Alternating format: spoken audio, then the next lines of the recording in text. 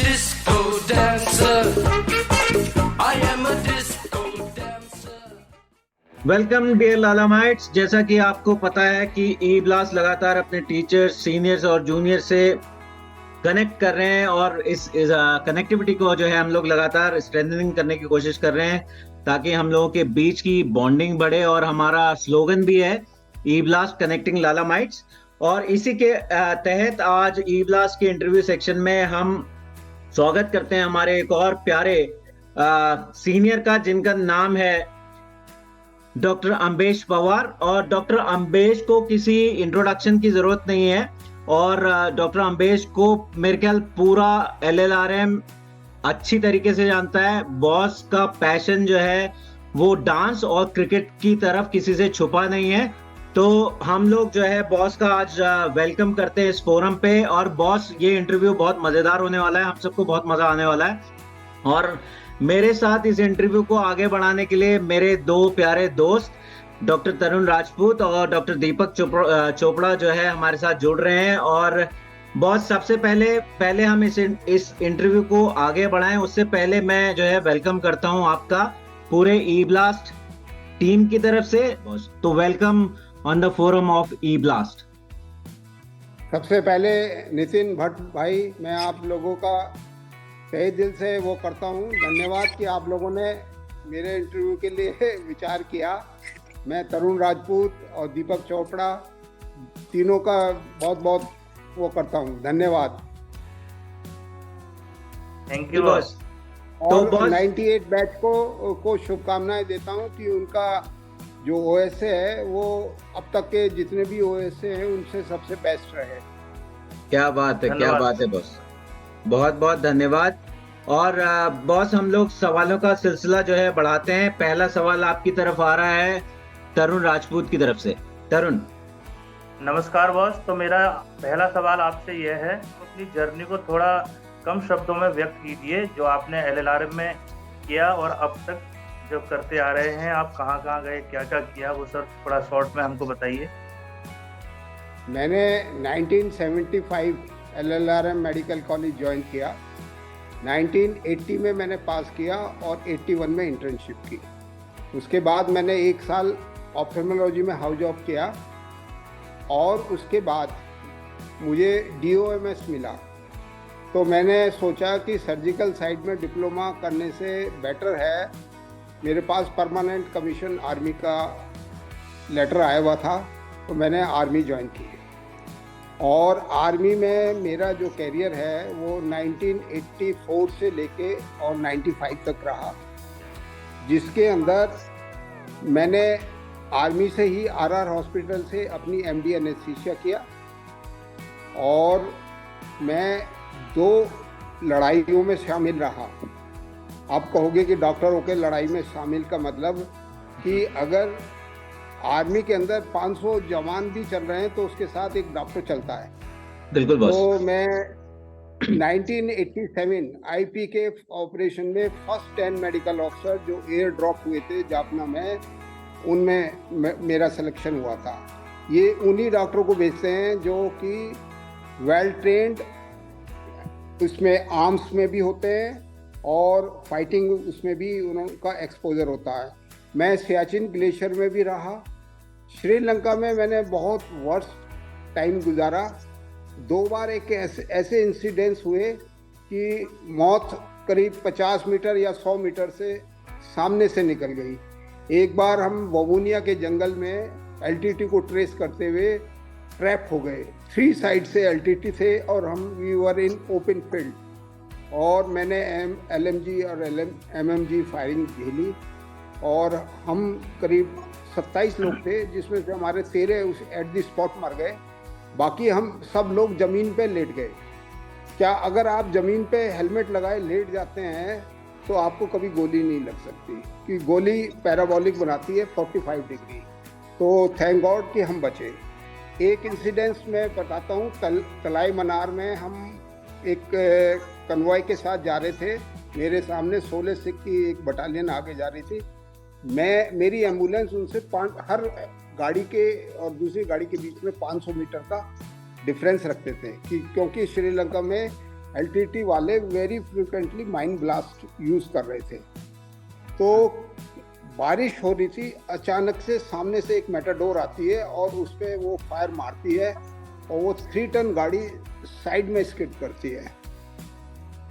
तो with in 2 या 3 minutes अचानक से मेटाडोर से 2 बंदे आते हैं, आके केरोसिन डालते हैं और उसमें आग लगाते हैं।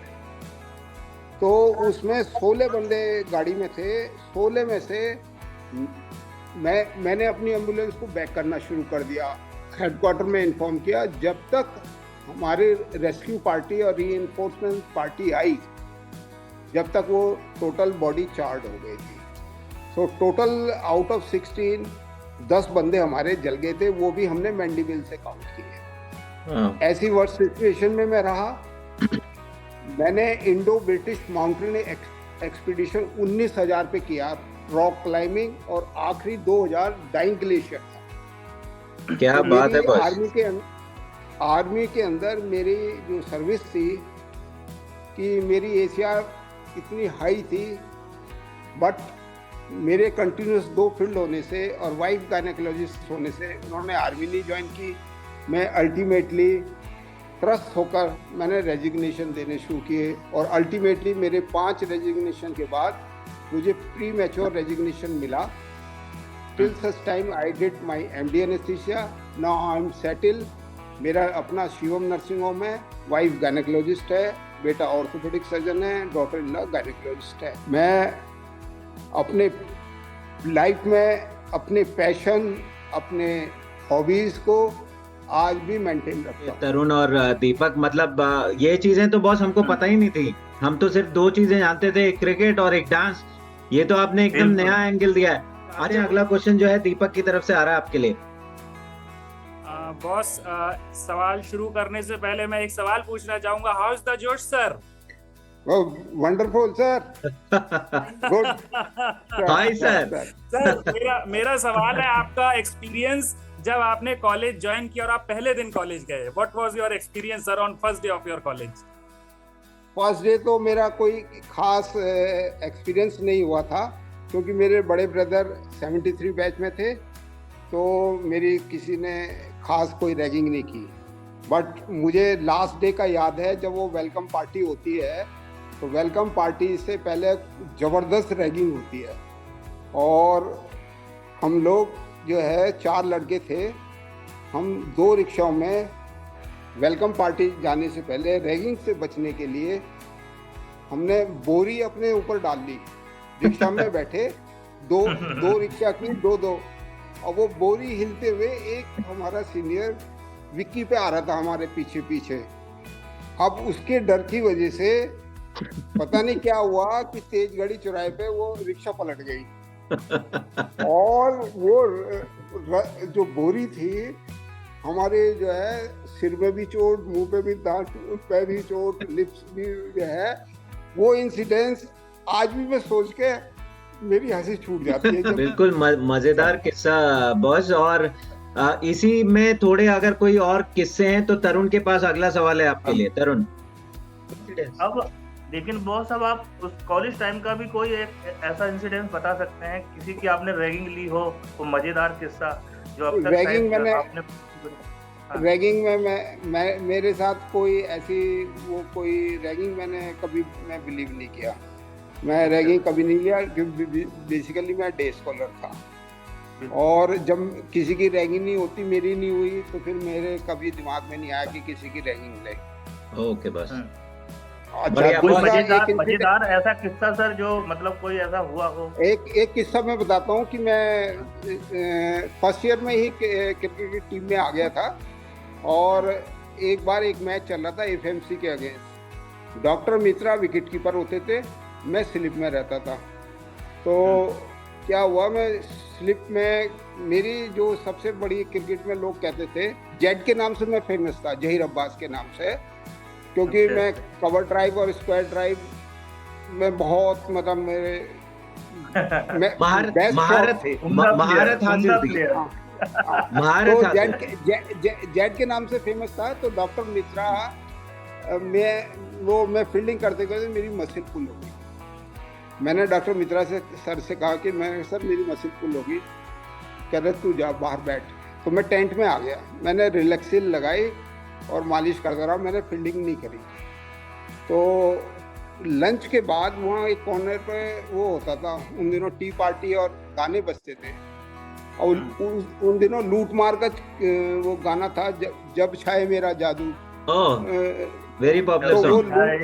हाँ, तो उस पे मैंने डांस शुरू कर दिया। फिर वो बाहर में बहुत देर तक डांस करता रहा।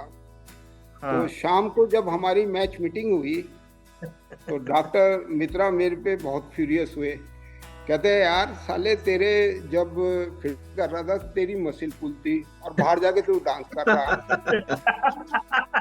तो मैंने कहा सर मेरे जो है ना कॉलेज में बहुत ऐसे हादसे हैं कि मैं बिट्स के लिए जाना जाता था। मैंने कहा सर मेरी जो डांस की मसल है वो अलग है और क्रिकेट की मसल अलग है। तो मेरा तो डांस जो है हिप जॉइंट पे है, वो उसमें तो कोई वो नहीं है, वो मसल तो पुल मेरी थाई की है।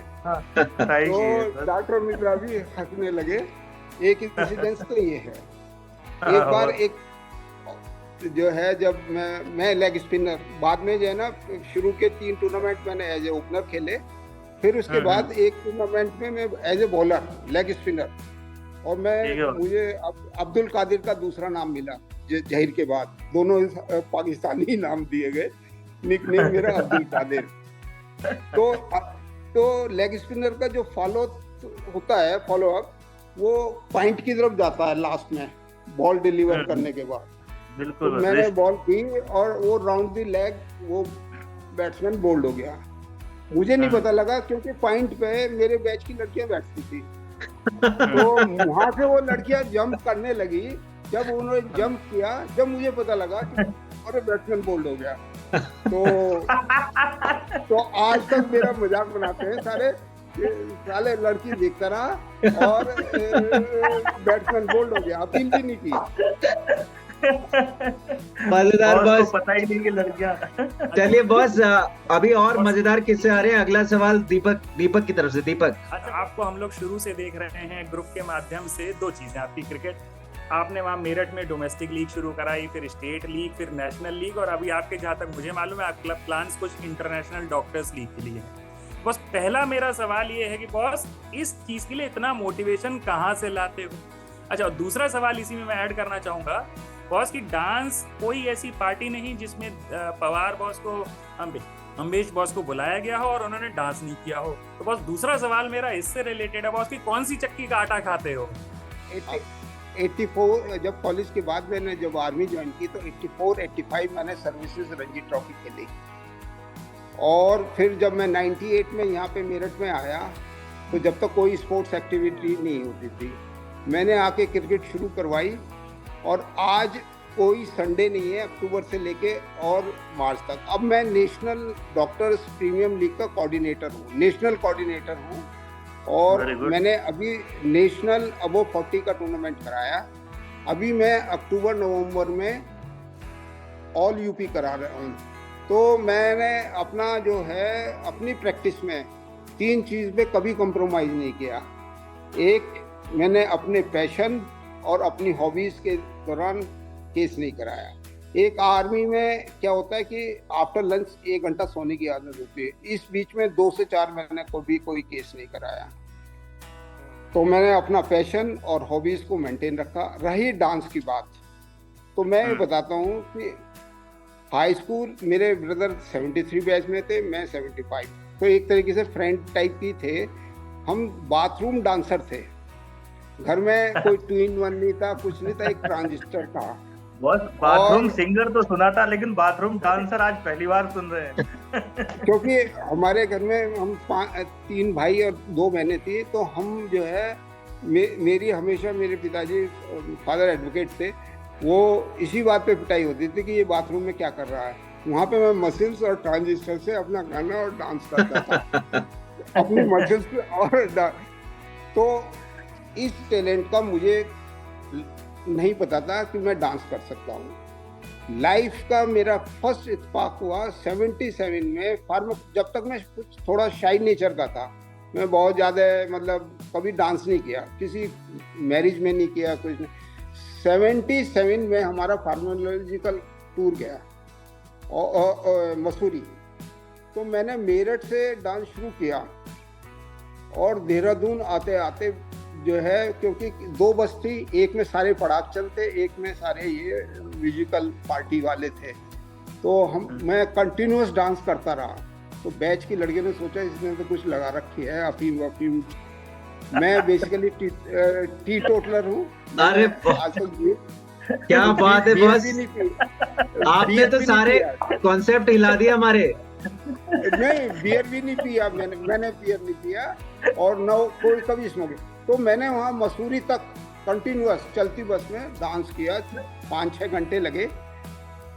उसके बाद मसूरी में शाम को एमजे गार्डन में किया, लगातार जो डांस किया।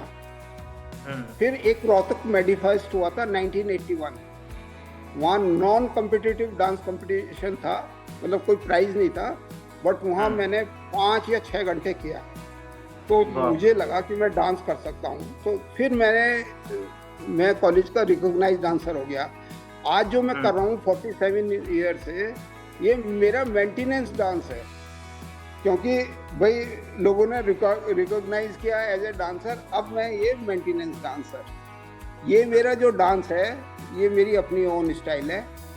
ये चाहे कथक हो, चाहे गजल हो, चाहे भारत वंदे मातरम हो, या वो हो, केवल राष्ट्रीय गान को छोड़ के मैं सब पे डांस कर सकता हूँ, क्योंकि म्यूजिक मैं अपने अंदर से जनरेट करता हूँ। स्टेप मेरे वही है। क्या बात है बॉस, स्टेप बिल्कुल वही। हर गाने का मास्टर डांस है आपके पास बॉस। तो कोयल की आवाज पे भी डांस कर सकते हैं, और जो है हर चीज पे। नहीं तो क्लास में तो ये हो गया ना कि चम्मच आ जाओ भाई, आ जाओ डांस कर ले, और चम्मच से लेके ट्रैक्टर डांस, किसी पे डांस करवा लो। कपालभाती डांस, एक बहुत कपालभाती डांस भी आप किया करते थे, जो हमें बताया था। और एक इंसिडेंस और बताता हूँ। अब से 7-8 साल पहले की बात है। कोई सहारनपुर के पीएमएस के डॉक्टर थे, उन्होंने ड्रिंक किया हुआ था। वो बार बार आके मुझे, अरे वो जी इसमें से ले लो, वो इसमें ले लो, कभी समोसा। तो अल्टीमेटली क्या हुआ कि वो जब बार बार मेरे पास डांस करते हुए, मैं अपने डांस में मस्त था, तो उनकी वोमिटिंग मेरे शर्ट पे आ गई, वोमिटिंग कर दी, और मेरी टाई और शर्ट खराब हो गई। तो मुझे थोड़ा गुस्सा आया, मैंने हाथ के जो स्टेप से अपनी एल्बो से उनके जो मारा, वो फ्लैट गिरे, और जो है डीजे फ्लोर पे ऐसे गिरे। अच्छा, एज ए एनेस्थेटिक मेरे एकदम से स्ट्राइक किया, कहीं यार कोई कार्डियक अरेस्ट तो नहीं हो गया।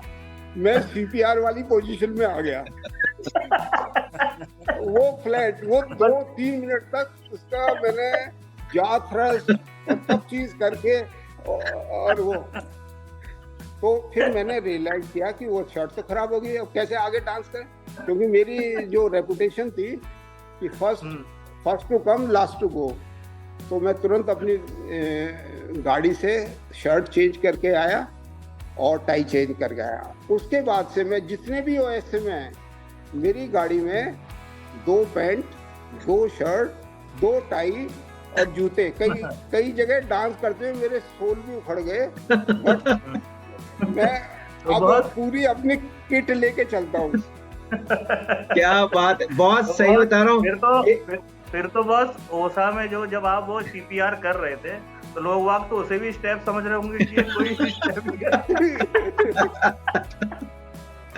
बॉस, जो तरुण दीपक, जो ज्ञान बॉस ने आज दिया है, ये तो यार हम वंचित थे, हमें तो पता ही नहीं था बॉस। हमारे तो कॉन्सेप्ट ये थे कि हो सकता है बॉस जो है मस्त हो जाते हो ड्रिंक करके और तब ये डांस करते हैं। बॉस आपने तो बिल्कुल मजेदार बात कर दी। Hats off to you boss. अब से 23 के लिए बॉस एक नागिन डांस प्रिपेयर कर लीजिएगा sir, it will be live telecast होगा सर यूट्यूब पे। ऐसे नागिन डांस अब मैं इसलिए नहीं करता कि मैं 47 करके अभी थोड़ी लेफ्ट में थोड़ी ऑस्टियोआर्थराइटिस है, तो स्क्वेटिंग वाला नहीं कर सकता। बाकी और अब मैंने जो है ना लेग के मूवमेंट कम कर दिए, हैंड के मूवमेंट्स आपको सफिशिएंट मिलेंगे। बहुत हाफ नागिन डांस कर देना, हाफ नागिन। दीपक कह रहा है कि नाग लेटा हुआ नहीं, खड़ा वाला नाग। हाँ कर देंगे नागिन डांस। चलिए बॉस, सिलसिला आगे बढ़ाते हैं बॉस। टाइम में कोरियोग्राफर नहीं था, नहीं अगर कोरियोग्राफर होता ना तो आज मैं बॉम्बे में होता। जो एक्टर के साइड पे डांस करने वाले होते हैं ना, जिन्हें 10,000 रुपए रोज के मिलते हैं, वहाँ डांस कर रहा होता। बिल्कुल। बॉस मजा आ गया आपका जो है, इतने सारे डिटेल जो है आपने बताए अराउंड योर डांस। हमको तो कई सारी चीजें पता नहीं थी। इस जर्नी को आगे बढ़ाते हैं और हमारे पास बॉस मजेदार किस्से हैं। मेरे ख्याल हम एक क्वेश्चन मिस कर गए दीपक और तरुण इसमें। हम बॉस जानना चाह रहे थे, अगर किसी टीचर के साथ कोई जुड़ा हुआ आपके पास कोई इंसिडेंस है तो वो अगर बताएंगे तो मजा आ जाएगा। डॉक्टर मित्रा मेरे वो रहे, सबसे बेस्ट टीचर्स में रहे। और उन्हीं का जो है, एक बार हम लोग क्रिकेट खेल रहे थे और डॉक्टर साहब क्योंकि विकेट कीपर होते थे, मैं फर्स्ट स्लिप का, तो यूजली मेरे इंटरेक्शन डॉक्टर मित्रा से बहुत ज़्यादा होता था। प्लानिंग भी होती थी कि कौन बैट्समैन की क्या वीकनेस चल रही है। तो एक बार ऐसे हुआ कि एक बैट्समैन ने शॉट मारा, मैंने बॉलिंग की और वो बैट्समैन डेलिबरेटली वो कैच कॉटन बॉल होने जा रहा था, वो आके मेरे से टकरा गया, बल्ला मार दिया और वो कैच छूट गया। तो मुझे गुस्सा आ गया, मैंने कहा भैया तेरे 2 चांटे मारूंगा। तो डॉक्टर मित्रा मेरे से पूछने लगे कि भैया 2 चांटे क्यों मार रहा है, एक ही मार ले। मैंने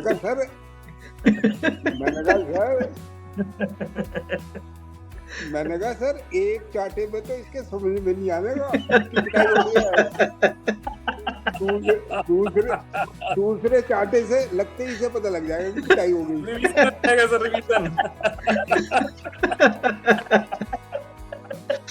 बढ़िया बॉस, मजेदार।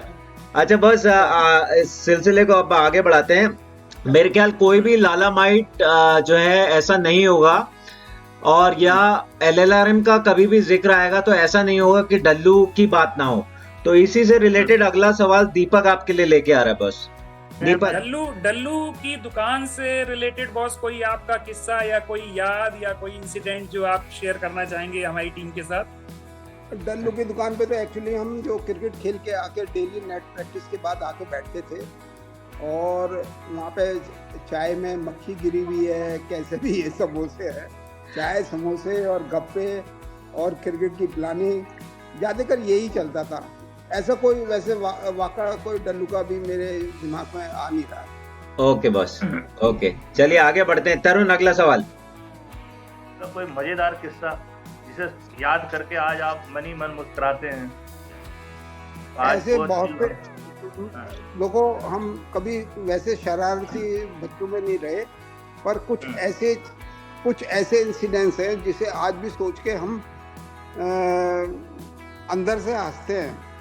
एक बार क्लास में हम लोग ज़्यादातर बैक बेंचर होते थे, तो हम 6-7 लड़के बैठे हुए थे। वो बहुत नॉटी टाइप का था। उसने वो सीट पे एक मरा हुआ कॉकरोच, आगे लड़कियां बैठी थी, उन लड़कियों पे फेंक दिया। और वो जो फेंका, वो एकदम लड़कियों ने जो जंप मारी है, एकदम से चिल्लाई, तो एकदम क्लास में हंगामा हो गया। और 7 दिन तक हम, देखो उस टाइम में 7 लड़के थे, कोई भी ब्रेक हो सकता था। ऑलमोस्ट डेली जो है वर्बल जो है डॉक्टर एलेंस के सामने, डिसिप्लिनरी कमेटी के सामने खड़े होते, पर किसी भी 7 लड़कों में से किसी ने ये नहीं कहा कि किसने फेंका। मतलब उस टाइम की यूनिटी मैं सोचता हूँ कि कॉलेज टाइम में, बाद में तो सब अपने अपने काम में लग जाते हैं, पर वो 7 जो लड़के थे, हम 7 दिन सस्पेंड रहे। एक किस्सा तो ये है, दोस्ती का अटूट किस्सा है बॉस ये। इससे तो बहुत सारे होंगे, लेकिन हमारे पास टाइम जो है लिमिटेड है। अगले सवाल की तरफ चलते हैं। दीपक, अगला सवाल। बॉस किस्से तो बहुत, जैसा नितिन ने कहा कि किस्से तो बहुत हो गए। बॉस क्या कुछ ऐसे 2-3 लोग हैं जिनसे आप काफी समय से ना मिले हो और आप उनसे मिलना चाहेंगे या कोशिश करना चाहेंगे मिलने की?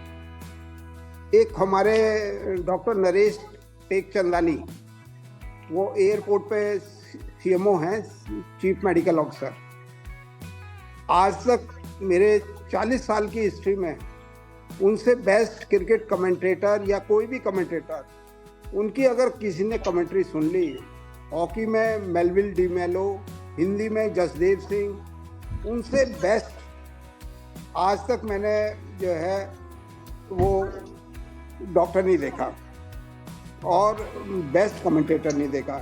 एक तो मैं उनसे मिलना चाहूँगा, उनसे मैं कभी जो है पास आउट होने के बाद नहीं मिल पाया जी बस।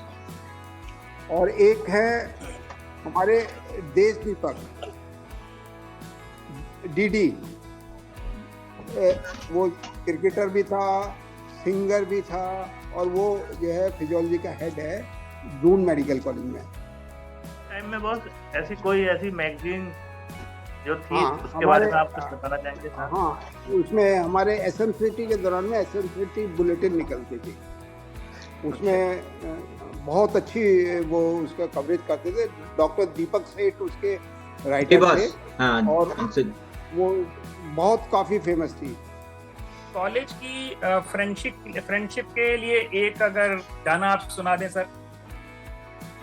मैं तो यार गाना मेरे पे आता नहीं, मैं तो मैन इन एक्शन है, आप मेरे से हाथ चलवा लेना, पैर चलवा लेना। गाना मैंने कभी गाया नहीं। बहुत से डांस करवाएंगे ओएसए में। हाँ हाँ। तो बॉस मेरा आपसे अगला सवाल कि कॉलेज के किस टीचर, सीनियर्स या जूनियर्स को आप इंटरव्यू देखना चाहते हैं ई ब्लास्ट के फोरम पर? डॉक्टर मिश्रा। अगले सवाल की तरफ बढ़ते हैं। दीपक, कॉलेज से रिलेटेड हमारा ये सवाल है एल्यूमनाइज के लिए, तो कृपया आप इस सवाल को लीजिए, बहुत इंपॉर्टेंट सवाल है। मैं उसके अलावा नितिन मैं पूछना चाहूंगा सर से, सर एक ई ब्लास्ट टीम हमारी बहुत मेहनत कर रही है, अगर आप लालामाइट्स के लिए कोई अपील अगर दें तो ई ब्लास्ट टीम को हमारी टीम को प्रोत्साहन मिलेगा, बहुत बड़ा मोटिवेशन मिलेगा। ऐसा है जिसने कभी ज्वाइन भी नहीं किया, वो एक बार इसको आकर देखे तो उसको ये लगेगा जीवन का सबसे बेस्ट डे। और मैं साथियों से प्रार्थना है कि वो ई ब्लास्ट में भी जुड़े और अपने जीवन के जो छोटी छोटी जो वो है चीजें वो शेयर करें और लोगों से भी। और इससे पता लगता है आपके लिए आपके मन में ओएसए के लिए वो प्यार जो है वो लिमिटलेस है सर। हाँ, जबरदस्त।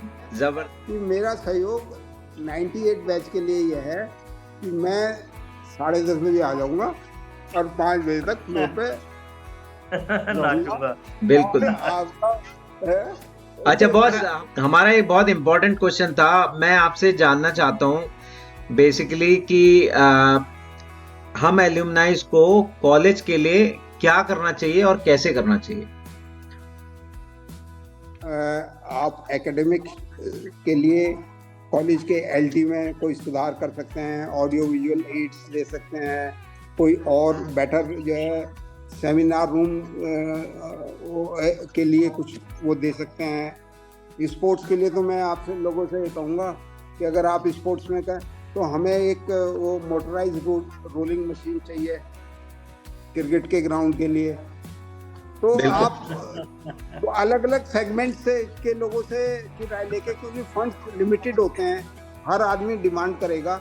मैं तो चाहता हूँ कि कॉलेज के लड़कों के लिए, जिससे कि लोग याद रखें कि ये 98 बैच ने ये ओएसए किया और इस कॉलेज के लिए ये किया। हमारा जो वो है कि कॉलेज ने हमें जो दिया हम कॉलेज को दें। बिल्कुल बॉस, बिल्कुल बॉस। हम लोग जो है आखिरी पड़ाव पे पहुंच चुके हैं, तो मैं एक अपील और है। जी बॉस। जी बॉस, प्लीज कंटिन्यू। मेरी 47 इयर्स में जीवन में आर्मी में रहने के बाद एक ही चीज़ है कि आदमी को अपने सिंपलिसिटी और करेज ऑफ कन्विक्शन और ऑनेस्टी अगर आपके अंदर है तो you will be upright personality. जीवन में एक पैसे की भी बेईमानी है, जी तो बस। कोई काम नहीं आता। आज मेरे जीवन में मैं ये सब मेरी आर्मी की टीचिंग है, हार्ड डिसिप्लिन, लाइफ में मेरा।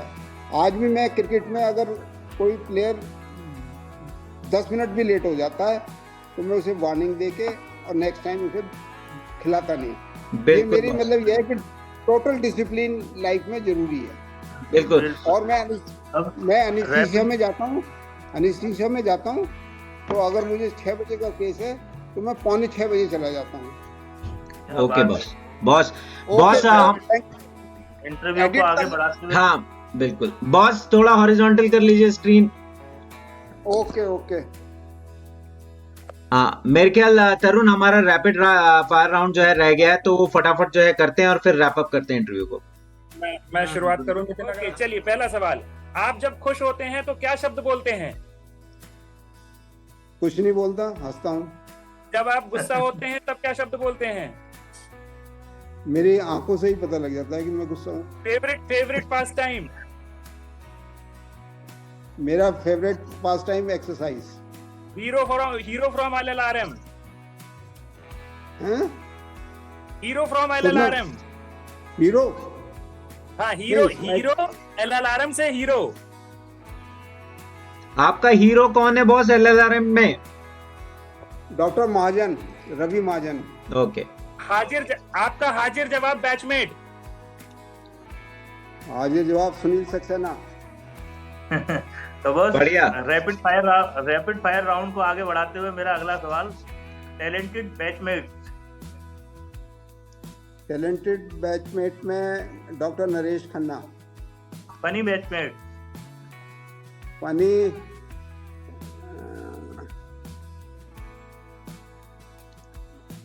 टाइम नहीं है बॉस। पॉपुलर बैचमेट इसमें 0 दे दो। Popular batchmates among the girls in your time? क्या करे? Popular batchmates among the girls के बीच में कौन पॉपुलर था आपके टाइम में? वंदना खंडूजा, रुड़की। नहीं लड़की नहीं बॉस, लड़का।